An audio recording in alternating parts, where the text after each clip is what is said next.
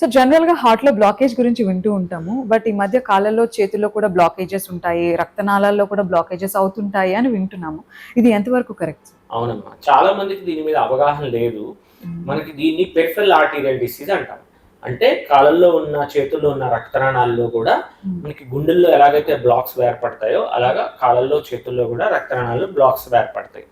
గుండెకైనా supply చేయడానికి రక్తనాళాలే కావాలి, చేతులకైనా రక్తనాళాలే కావాలి, కాళ్ళకైనా రక్తనాళాలే కావాలి. సో గుండెలో ఉన్న రక్తనాళాలు బ్లాక్ అయితే హార్ట్ బ్లాక్ అంటాం.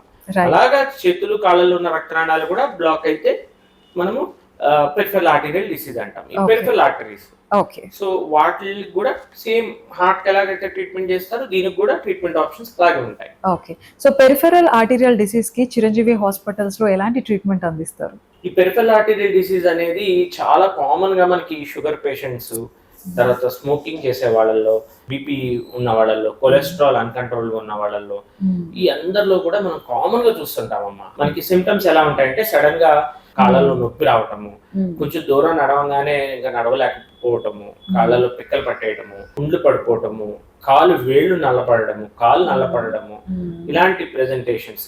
గ్యాంగ్రీన్ తో, కొంతమందిలో గ్యాంగ్రీన్ తో, సో కొంతమంది రెస్ట్ పెయిన్ తో, అంటే ఏమి చేయకపోయినా తీవ్రమైన నొప్పి ఉంటది కాళ్ళలో, బాగా మంటలు వచ్చేస్తుంటాయి.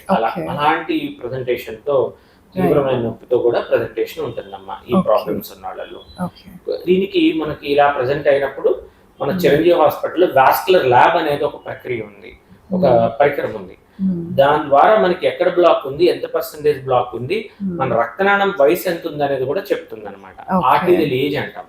మన మామూలుగా మన వయసుతో పాటు మన రక్తనాళం ఏజ్ కూడా కోరిలేట్ అవ్వాలి. సో మన ఏజ్ ఎంత ఉంటుందో మన రక్తనాళం వయసు కూడా అంతే ఉండాలి. సో అలా కాకుండా రక్తనాళం వయసు ఎక్కువ ఉన్నప్పుడు మనకి సమస్యలు పెరుగుతాయి, అంతే కదా. రక్తనాళాల్లో బ్లాక్స్ ఉంటే దాని ఏజ్ పెరిగినట్టు. సో అలాంటి మిషనరీ కూడా మన దగ్గర ఉంది కాబట్టి ముందుగానే ఈ పెరిఫెరల్ ఆర్టీరియల్ డిసీజ్ మనం గుర్తించి ఒకవేళ క్యాల్సిఫైడ్ డిసీజ్ ఉన్నా కూడా మనం ట్రీట్మెంట్ చేయడం జరుగుతుంది.